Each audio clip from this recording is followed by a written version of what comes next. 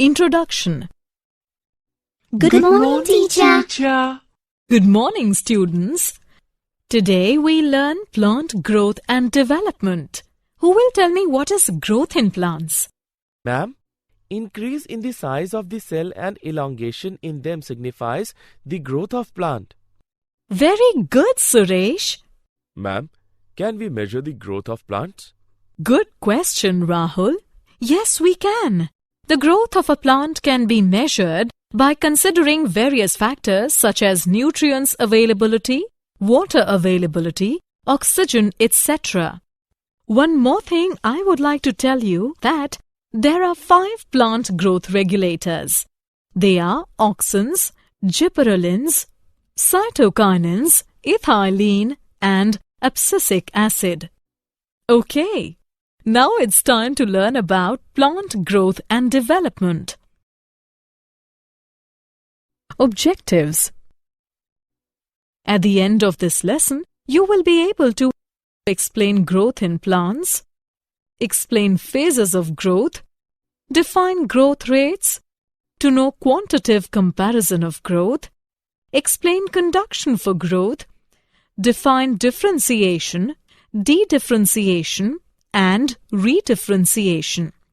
Define development, explain plant growth regulators, describe photoperiodism, describe vernalization. Growth. An irreversible increase in the size and number of the cells by division and enlargement is called growth. In plants, the growth generally is indeterminate. Plants have the capacity of unlimited growth because of the presence of meristems at certain locations on their body. The cells of meristems are capable of dividing by their own. When new cells are added in the body of the plant due to the activity of meristem, it is called open form of growth. The root apical meristem and shoot apical meristem are primarily responsible for the elongation of the plant along its axis. In dicot plants, the lateral meristems, vascular cambium, and core cambium are responsible for secondary growth of the plants.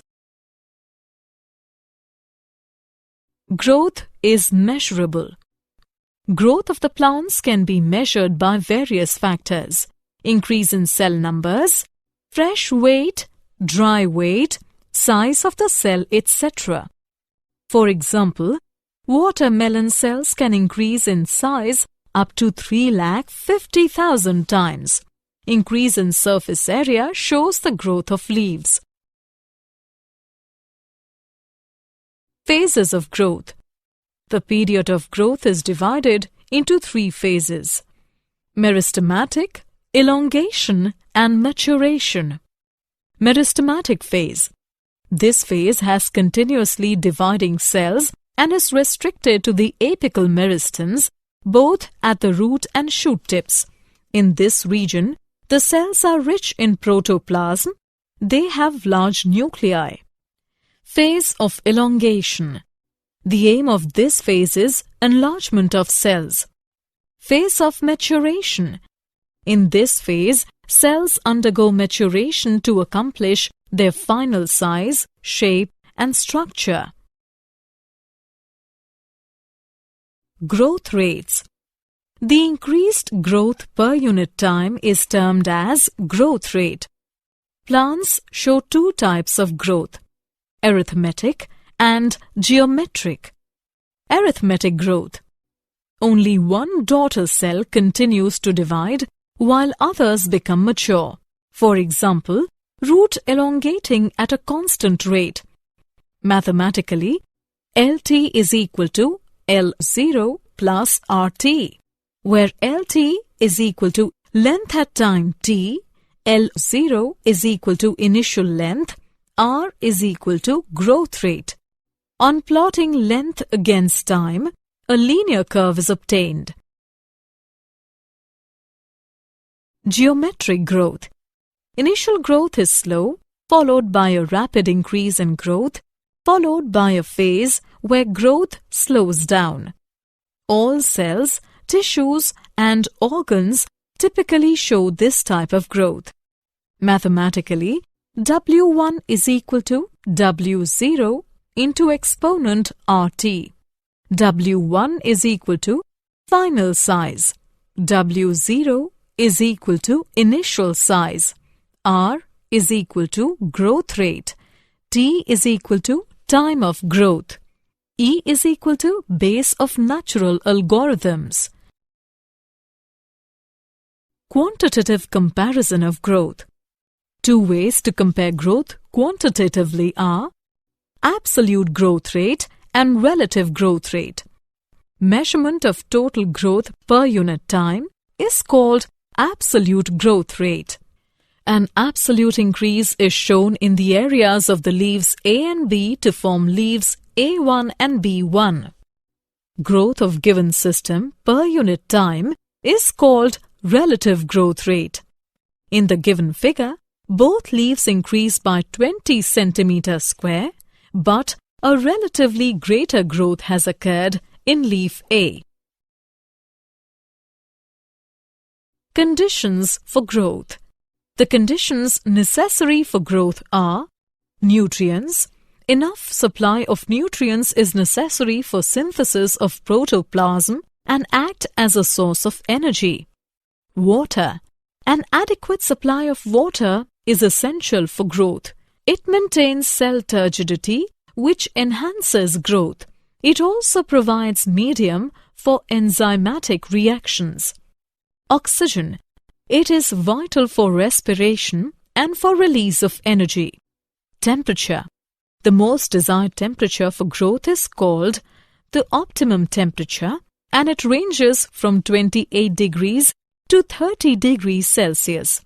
Temperature above 45 degrees Celsius coagulates and damages the protoplasm and stops growth.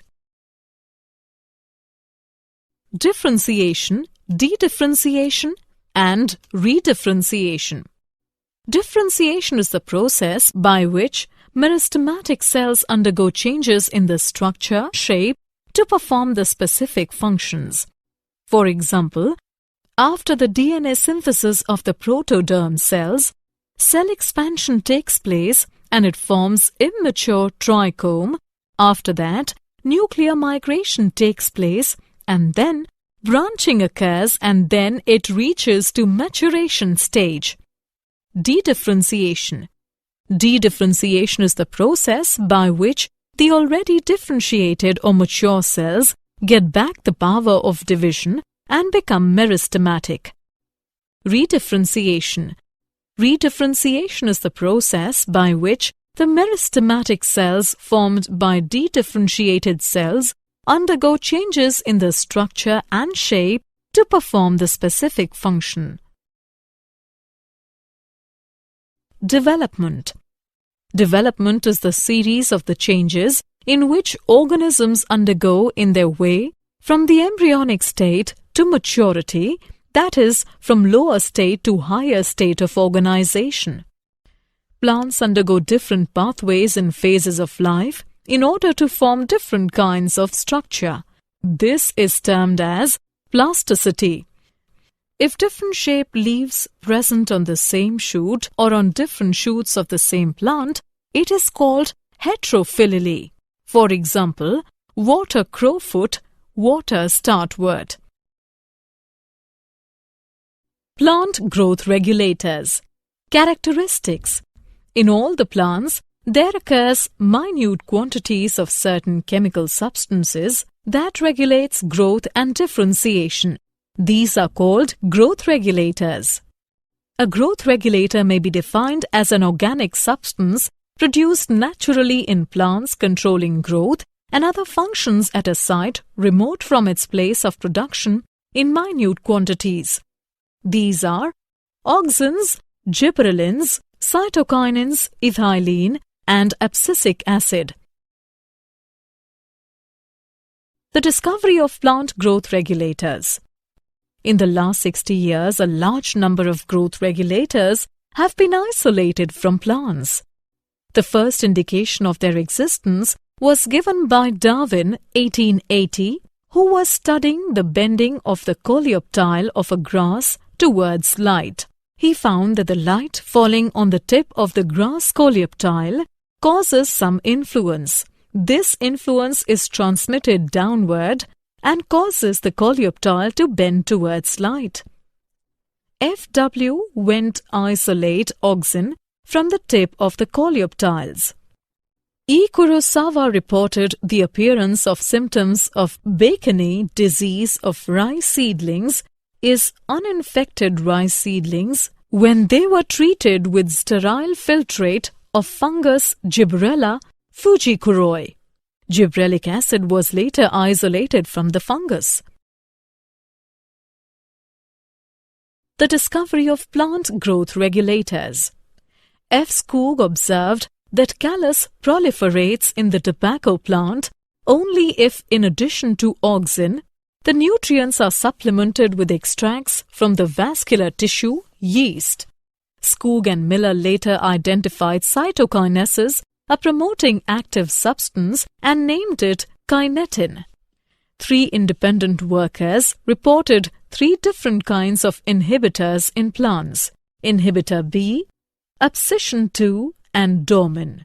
Later, all the 3 inhibitors proved to be chemically identical and name it abscisic acid, ABA. It was found that volatile substance being released from ripened oranges leads to the ripening of unripened bananas, and that was confirmed by Cousins. Later, this substance was found to be ethylene. Physiological effects of plant growth regulators. Auxins. Indole acetic acid is the main natural auxin. Indole butyric acid is also isolated from the plants. Examples of synthetic auxins are naphthalene acetic acid, 2,4-dichlorophenoxyacetic. All these auxins are very useful in agricultural field. Physiological effects of auxin on plants. Suppression of lateral buds by apical bud is called apical dominance, and it is found due to transportation of auxin. Auxin stimulate cell division in cambium as well as in the primary meristems.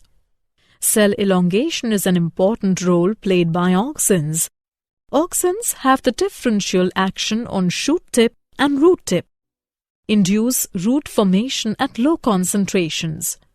Prevention of leaf falls by suppressing the formation of abscission layer.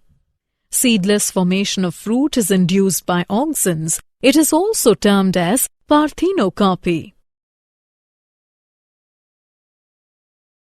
Gibberellins. Gibberellins come under the category of plant growth regulator. Physiological effects of gibberellins on plants. Gibberellins cause stem elongation and leaf expansion but have no effect on roots. Gibberellins promote seed germination in lettuce, cereals, etc. Plants like pea, bean, tomato pepper, cucumber, lettuce and cabbage on treatment with gibberellins develop broader and elongated leaves. Gibberellins break dormancy of buds and tubers, but in root tubers, the application of gibberellic acid inhibits the development of root tuber. Gibberellin causes parthenocarpy in tomato, apple, etc. Cytokinins. Physiological effects of cytokinins on plants. In the presence of auxins, cytokinin stimulates cell division even in non-meristematic tissues. In parenchyma tissue culture, mitosis is accelerated when auxins and cytokinins are present. It breaks the dormancy of many seeds and promotes their germination. It also promotes the growth of lateral buds. Cytokinins delay the process of aging in plant organs by controlling protein synthesis. It also helps in accumulation of salt in plant cells. Ethylene. Physiological effects of ethylene on plants. It modifies growth by inhibiting the elongation of stem and roots. It inhibits the growth of lateral buds and causes apical dominance. It accelerates the abscission of leaves, flowers, and fruits by formation of abscission layer. It retards flowering in most plants but induces flowering in pineapple, mango, and many other plants. It increases the number of female flowers and fruits in cucumber plants. Abscisic acid. Physiological effects of abscisic acid on plants. It acts as a stress hormone as it stimulates the closure of stomata. It inhibits shoot growth but does not have much effect on roots. It induces seeds to synthesize storage proteins. It also increases the tolerance of plants to different kinds of stress. It acts as antagonist to gibberellins. Photoperiodism. The ability of plants to respond to the relative length of day and night to which the plant is exposed is called photoperiodism. The flowering response of the angiosperms falls into three categories. Short day plants. These plants initiate flowering when the length of the day becomes shorter than a certain critical length. If these plants expose for the length greater than the critical length, then they will remain vegetative. Example of short day plants are cosmos, dahlia, etc. Long day plants. These plants induce flowering when day length exceeds critical day length. Example of long day plants are barley, sugar, etc. Neutral day plants. These plants flower regardless of the exposure of light. Example of neutral day plants are sunflower, tomato, etc. Vernalization. Vernalization is a process in which plants expose to low temperature in order to increase the flowering. Many temperature plants have the requirement of vernalization in order to initiate or accelerating the flowering process. Many plant species include some ecotypes of Arabidopsis thaliana, and winter cereals such as wheat must go through period of winter. Many biennial species have the period of vernalization, which can vary in temperature. Did you know? Lateral root develops from pericycle. GA3 induces the mRNA synthesis for alpha amylase enzymes in allurone cells. Summary. Let's summarize what we have learned. An irreversible increase in the size and number of cells by division and enlargement is called growth. Three phases of growth are meristematic, elongation, and maturation.